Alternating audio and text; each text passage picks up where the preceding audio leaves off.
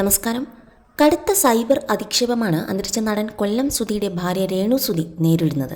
രേണു ചെയ്യുന്ന റീലുകൾക്കും ഷോർട്ട് ഫിലിമുകൾക്കുമെല്ലാം താഴെ അവരെ വിമർശിച്ചുകൊണ്ട് ഒരു കൂട്ടം രംഗത്തെത്താറുണ്ട്.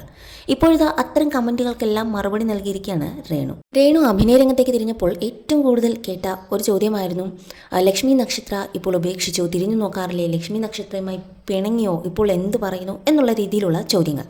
എന്നാൽ ലക്ഷ്മി നക്ഷത്ര പകുതിക്ക് വെച്ച് ഉപേക്ഷിച്ച് ഇപ്പോൾ തിരിഞ്ഞു നോക്കാറില്ല എന്ന കമൻറ്റുകൾ തീർത്തും അടിസ്ഥാനരഹിതം ആണെന്നാണ് രേണു വിശദീകരിച്ചത്. ലക്ഷ്മി നക്ഷത്രയുമായി ഇപ്പോഴും നല്ല ബന്ധമാണ്, ഇടയ്ക്ക് മെസ്സേജൊക്കെ അയക്കാറുണ്ട്. ഈ അടുത്ത കാലത്തായിരുന്നു രേണുവിനെ പിന്തുണച്ചുകൊണ്ട് ഡോക്ടർ റോബിൻ രാധാകൃഷ്ണനും അദ്ദേഹത്തിൻ്റെ ഭാര്യ ആരതി പൊടിയും രേണുവിനെ പിന്തുണ അറിയിച്ചുകൊണ്ട് അവർ രംഗത്തെത്തിയത്. ഇപ്പോൾ അതിനെക്കുറിച്ച് രേണു പറയുന്നുണ്ട്. ആരതിപ്പൊടിയുടെ പിന്തുണയ്ക്ക് നന്ദിയുണ്ട്. അവർ മോഡലിംഗ് രംഗത്തുള്ള ഒരാളാണ്.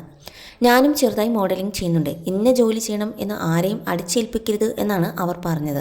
എന്നെ പിന്തുണച്ച വളരെ കുറച്ച് സെലിബ്രിറ്റികളിൽ ഒരാൾ കൂടിയാണ് ആരതിപ്പൊടി എന്നായിരുന്നു രേണു വ്യക്തമാക്കിയത്. രേണുവിനെ സംബന്ധിച്ച് വളരെ ഒരു പേടിപ്പിക്കുന്ന ഒരു വാർത്തയായിരുന്നു കഴിഞ്ഞ ദിവസം പുറത്തു വന്നത്. താൻ ട്രെയിനിൽ നിന്നും വീണ് അനുഭവമാണ് രേണു പങ്കുവച്ചത്. രേണുവിനെ സപ്പോർട്ട് ചെയ്യുന്ന നിരവധി ആരാധകർ പ്രാർത്ഥനയോടെയായിരുന്നു രേണുവിനൊന്നും സംഭവിക്കില്ല എന്ന പ്രാർത്ഥനകൾ ഉയർത്തിയെങ്കിലും ഇതിനെയും വിമർശിക്കാൻ ആളുകളുണ്ടായിരുന്നു. പ്ലാറ്റ്ഫോമിലേക്ക് ലഗേജുകളുമായി ചാടി ഇറങ്ങിയപ്പോഴാണ് തലയിടിച്ച് രേണു വീണത്. ട്രെയിനിൻ്റെ AC കമ്പാർട്ട്മെൻറ്റിലാണ് രേണുവും ഷൂട്ടിംഗ് സംഘവും സഞ്ചരിച്ചത്. ഡോർ തുറക്കാനുള്ള ശ്രമത്തിനിടയിൽ ട്രെയിൻ നീങ്ങാൻ ആരംഭിച്ചു. പെട്ടെന്ന് ഇറങ്ങാനുള്ള ശ്രമത്തിനിടെയാണ് പ്ലാറ്റ്ഫോമിലേക്ക് വീണത്.